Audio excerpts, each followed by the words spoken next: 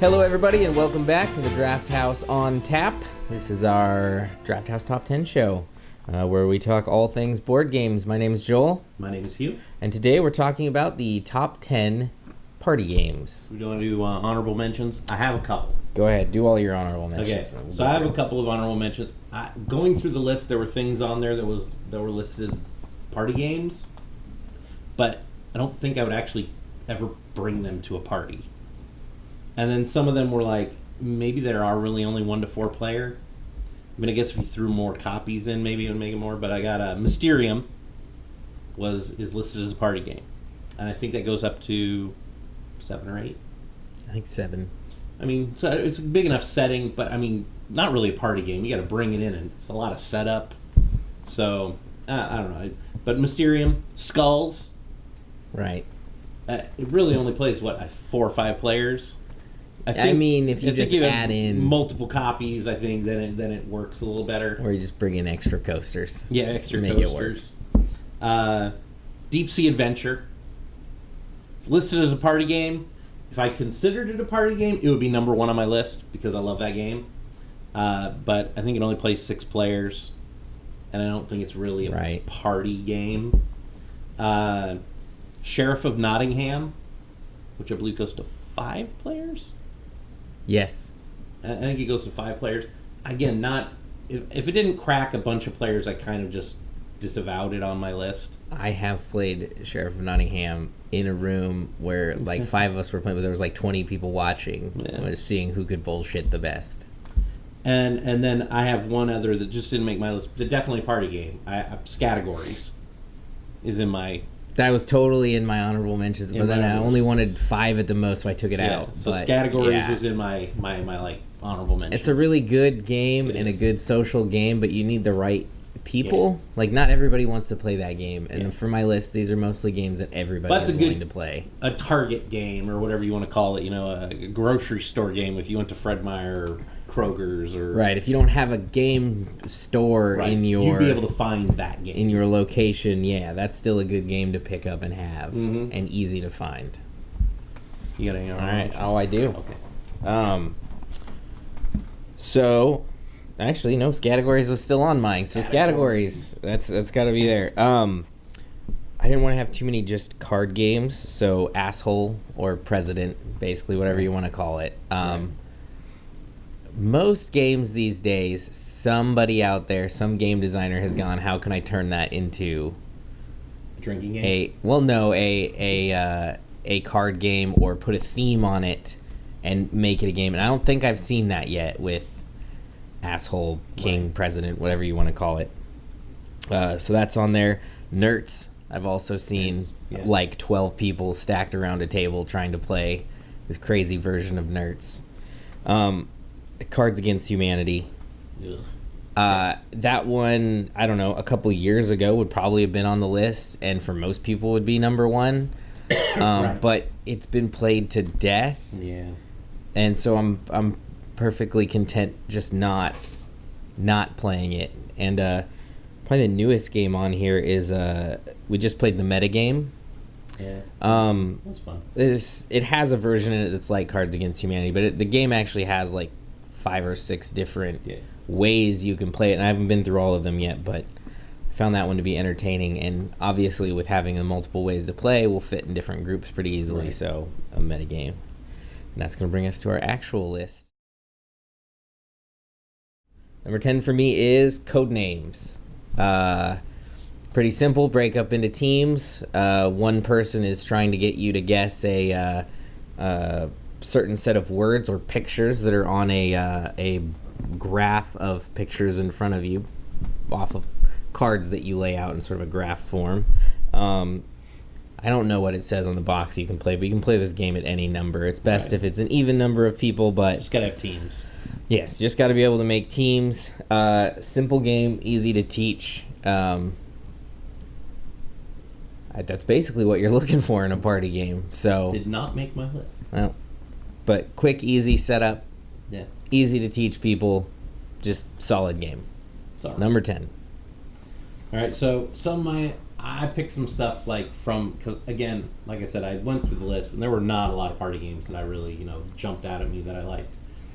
Some were from when I was a kid or teenager, whatever. A game that I used to love a lot, and I watch a lot of movies, so a lot of people don't like to play movie games with me. So my number 10 is Seen It. Okay. The old Seen It game with I'm sure it's still out there somehow. I don't know. I'm sure you can get your copy today at Goodwill for the low price of like $1.99. $1. And every different kind of version they had. But yeah, you put in the DVD and you scene from the movie plays and you have to name the movie or name the actors or whatever in it. But yeah, I mean, that was a game I really liked way back when. So number 9 is one of the games. I mean, on my list, it's like I've played like 3 of these games in maybe the last year. Number 9 is Secrets, which is I think it's with Bruno Cathala, I think. I can't remember. Yeah. Where it's you're the hippies, the Russians, or the Americans, and it plays up to 8 players, and it's like a social deduction game. But I enjoyed that game quite a bit. And playing it with a full amount of people, it makes it really enjoyable. That may end up being a bit of a theme here, social deduction. As it turns out is very much in the party game vein. Yeah. All right, my number 9, oldie but a goodie, Boulder Dash. So Boulder Dash basically has different categories like person, place, things, movie titles. Yeah. And what you're doing is you're coming up with what the word means or what the movie title's about. And there's one that's actually like the real answer, and then the ones that everybody puts in. And you're trying to, of course, guess the real answer. Or if you know the real answer, you get extra points just from a better version of Cards Against Humanity. Sort of, yes. It's funnier.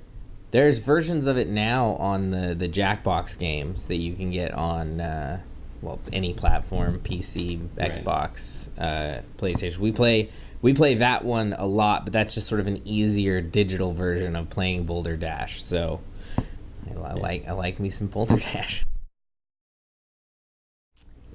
I don't have a specific version of this one written down, but Liar's Dice. Right. Cup of dice, roll them, shake them. Also Skulls. It was Skulls. It's also Bullshit and a couple other games. Deduction game. Right. I remember, I don't have this version anymore, but specifically there was actually a version themed after the Pirates of the Caribbean movies that was really nice.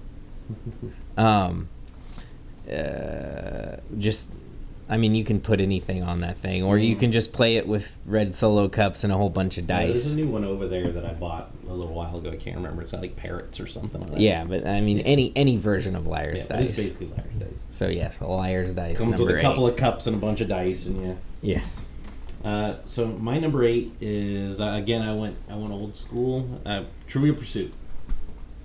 So any version of Trivial Pursuit, but also Trivial Pursuit can be played solo, player, everybody playing for themselves, or they can have you can have teams, couples, or whatever playing on each team. That I'm a trivia guy, so Trivial Pursuit, any version, doesn't have to be what's the original. What's the bluish green box version that you can get everywhere for $1. The Genius Edition, I think there's one in a closet over here, maybe there's 2. multiple in a closet over there. Yeah. So Trivial Pursuit. Go down to number 7. I'm going to go with a game that is probably one of the most played games amongst our group because it gets brought out a lot, but Spyfall. It's usually Spyfall 2, but they're the same game. But that, again, deduction game. It's a little more on the funny side for deduction games, which works a little bit better, at least in our group. And plus you get, like, Roman answering his questions for Spyfall in the most spy-like manner, Spy-like regardless of if he's a spy or not. Every time he says something, he sounds like the spy. So that's my number 7, Spyfall 2. All right. I'm calling an audible, actually. Because I made my list this morning, and I just realized what's not on here was like one of my favorite games. Okay. So I had the Resistance Avalon at number 7. Still a good game, still a good social deduction game, but I just remembered that there's one I like more. It's called Masquerade. Right. You have your personal character that you are. Right. You're basically trying to acquire gold from a bank. But your character can change throughout the rounds. People can move your character for you. You can move your character for you. Plays up to 13, I think. Oh, yes, that sounds right. And 13. I think with the expansion, you technically are still supposed to play 13, but it comes with like another 7 or 8 characters. So you can really jam a whole bunch of people around the table for that one. That's a really good game. So I like that game a lot. Don't forget the Resistance games. Those are good. But Masquerade, better. Number 7. 6. This is my new Cards Against Humanity. It's called Joking Hazard.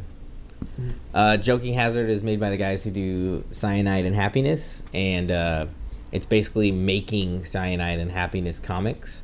So on a person's turn, 2 cards will get flipped up to start a comic strip. Right. And then everybody will put in a third one to basically fill out the strip, and then the person with the best, up to the person who gets to choose, person with the best response to the first 2 wins. Filthy game, very dirty. Right. But also a lot of fun if you're into that type of humor, which I am. So, Joking Hazard. So my number 6 is a crossover. I'll change it up and make it not a crossover. My number 6 is Beyond Balderdash. Oh. I think they're both the same thing. I think they just released a new version. I think it is Balderdash thrown in with Beyond Balderdash. I think the only difference in the game is I think there's just more categories or something. Okay. Because in the original version, I think it's more generic. Like there's these are your 5 categories. Right. And I think in the new version, there's a bunch of different kind of categories. Okay. Well, I haven't played that one, so. Yeah. But Balderdash, it is a great game. I mean, it's super fun to play, and if you play with a bunch of creative people who love to come up with just really asinine or wacky answers to the definition of the words, it can be really fun when the person's reading the answer, reading all of the ones, including the original, what it really is. You get lots of fits of laughter while you're playing that game. So here's why I love these games and never win them. I write long, convoluted answers, and of course the real answer is 5 words. Right, yeah. But I turn in a little novel to people and make them read it, basically. Yeah. And I'll get all the laughs in the world, but you can't win that way. Right. It's one of those games, though, and a lot of times when it comes to party games, at least on this list, a lot of times you don't even keep score in most of these games. It's true. I mean, Trivial Pursuit, yeah. You can. The option is there, but it doesn't happen. But a lot of times it's just, you play it, it's super fun, you start over and you play again. Charado. Charado was they took Pictionary and charades and a little bit of Cranium, and I think it might have come out before Cranium. I think wasn't it made by the same people? And all it was the whole thing was Pictionary, you got a word, and you had a can of Play-Doh, and you had a little mat, and you molded your whatever the word was, trying to get them to say whatever it was. And man, Charado was a great game. And I don't think it's out there anywhere, and I'm amazed it hasn't been remade. But man, it's fun, super fun game. Love Charado. I have them sweet Play-Doh skills, so I never played Charado, but in the Cranium category, it was the same thing. Yeah. But nailed in Cranium, it was just one category. In Charado, that was the only thing you did. But loved Charado. All right. Number 5? Number 5. Number 5. My number 5, I have played one time. But I really liked it, and we finally have a copy in. So I'm going to make everybody play it A whole bunch. Mafia de Cuba. Yeah. Mafia de Cuba. Yeah. Game all plays basically in a cigar box. And you're adding items into the box and moving it on to the next player and telling them what you put in there. Right. But of course, you're telling them in addition to what other people have already put in there, so they don't know if you're lying about what you put in, or if people before you were lying about what they put in. Party games involve a lot of lying. You have party games. Just don't be real with your friends. Yeah. The game. Yeah. But yes, another social deduction. Because they're fun in large groups. They're one of the only things that works well in large groups, right. because you keep active when it's not your turn. Yeah. Like I've played games like Hand and Foot at like 8 players. Man, I love Hand and Foot. But that is just too much downtime. Yeah. Right. So social deduction, you still have to be aware at all times. Or Sushi Go Party. Card drafting game. But one of the simplest versions of card drafting games. Played it so much I did not put it on my list. I did. Yeah. I've played this game with a lot of people at a lot of different times, at a lot of different functions. Simple game, teach it to anybody in about 5 minutes. It's one of the easiest games to teach. Play it in about 5 minutes. So quick, easy, get out there. And that's a key for party games. How easy is it to teach? Yeah. So. And more flexible than a lot of the games on my list, because if you're at a party where there's younger people, right. A lot of my games don't work so well. Right. That is one in particular that is sort of suitable anywhere. So number 4, Sushi Go Party. Okay, so my number 4 is another Target-esque game, but Tapple. Tapple is the circle wheel that has the alphabet around it, and it has the typing keys on it. And you basically draw a card, it says ice cream, and then you go push down on C, and you go chocolate, and then there's a timer, and everybody goes around, and they have to push down a button with a letter, R for rum raisin. Oh, okay. And you get bonus points for if you double the letters and your words and stuff, and there's a bunch of variants to the game, but it comes in the worst box ever, travel size. The box is crap, but the game is super fun, and of a party type game where you can have a circle of people all the way around that thing. I love that game. I've never actually played it. Yeah, it's good. There's a copy of it here somewhere. I've seen it. Yeah, love. There's Tapple. A copy of everything here somewhere. Yeah, love Tapple. Number 3 is crossover. Second crossover for us. My number 3 is Masquerade. Audible. I love Masquerade. 13 players. Money from the bank. The guy who's the banker, you got to watch out for him because he can collect all the money as it shows up on there. So people are trying to catch who the banker is.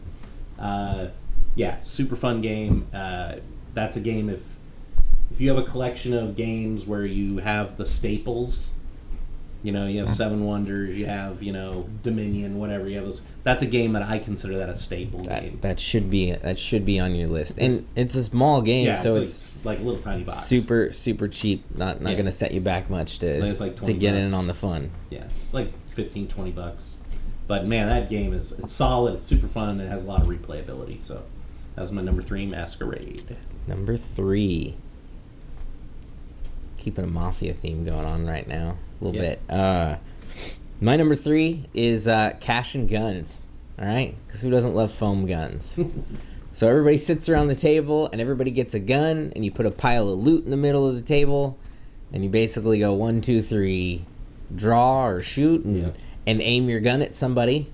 And then they have to decide if you're actually going to shoot them, if you have a bullet in your gun, or if you're firing a blank. Right. Love that game. And basically everybody's trying to decide, can I survive so that I can get the loot in the middle? Right. And you can try, and sometimes you end up getting shot doing that.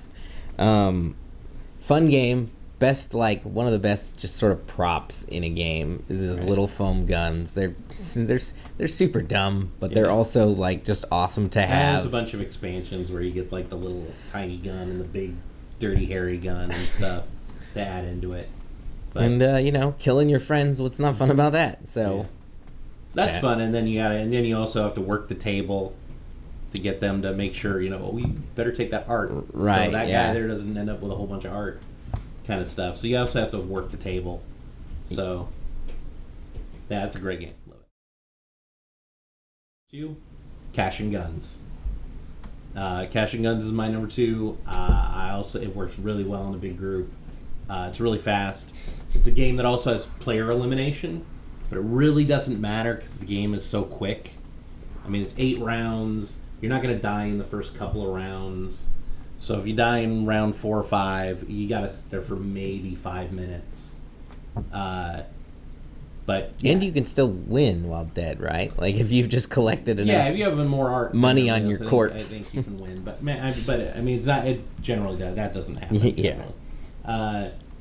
But yeah, that's a really fun game, and I don't know if I've ever played it with a group of people and them not have fun playing it, or even been like, where can I get a copy of this? Where can I get a copy of this game? Number 2, slightly bolder dashery game again. My number 2 is the Game of Things. Basically, you get a question posed like things the first chimpanzee who learns to talk would say, right? And so you come up with their first words. So you get to... It's open-ended Cards Against Humanity where you get to write in your answer. The thing that goes differently with that one than Cards Against Humanity, at least for when I've played it, is you get a lot of callbacks to previous jokes, right? And so the longer you play, the more sort of in-jokes you build. So it tends to get funnier the further in you get. Right. Again, super simple game. That's the way you got to do it. Just throw down an answer on a scrap of paper, throw it in. Person has to try to read it, which is also sometimes hilarious because I can write some things that people don't want to say out loud. And it's a game where penmanship also comes into effect, where somebody's reading only it, if you're scoring it, really. They're like, I can't. Yeah, I don't know what that word is. See, nobody I know actually. Well, yes, that too. Yeah. But nobody I know plays for score because a couple times around the table and you're like, I know who wrote this one. Right. If they're winning right now, I can't let them win. But if they have the best answer, you pick the best answer. And number 1, bring on those crossovers. Spyfall. Yeah, Spyfall. I have played Spyfall at every type of party possible, from just a small get-together to giant room of people all sitting around trying to get in on the action to a bachelor party. I have played Spyfall at a bachelor party. Strippers are terrible at that game. It's already been explained, you're trying to figure out who the spy is in the group. So, of course, people ask you questions, you have to answer. Hopefully, if you're the spy, you're answering as if you're from the place, but you don't know what place it is. Right. Go around the table, figure out who the spy is. A lot of bullshitting, a lot of just fucking with your friends. Really... What are games about if not fucking with your friends? Right. So, number 1, Spyfall. My number 1 is a weird one, of course. My number 1 is, it's hard to find. I think if you wanted to get a copy, it'd probably cost you $200-$300. It's Hive Mind. It's Richard Garfield. What Were You Thinking? It was a game where instead of trying to be original, you try to match the people around the table and what they're going to say. So, say the question is, name 5 presidents. You want to name the 5 presidents that everybody else at the table is going to say. If you match more people than everybody else, you get more points throughout the game. The game also has only one loser. Everybody else wins, one person loses. which was always fun. It's been out of print forever. I recently found a game called Hive Mind, which is sitting right over there. I haven't played it yet, but it's by Richard Garfield, and it appears to be the same game reskinned with like a bee theme, where you're a worker bee, but you're trying to answer questions like everybody else at the table, not trying to be original. All right, that's everything we have for you today. This is Joel. This is Hugh. And that is the end of the Drafthouse on Tap. Catch you next week. Hey everybody, if you like what you're seeing here, go ahead and hit the like button. You can subscribe to our channel, and if you want to get notifications on future videos, go ahead and hit the bell icon. If you don't like what you're seeing here, maybe leave us a little message. Tell us what we could do different, and, well, we'll see. And that's it from Drafthouse today. Later. Later.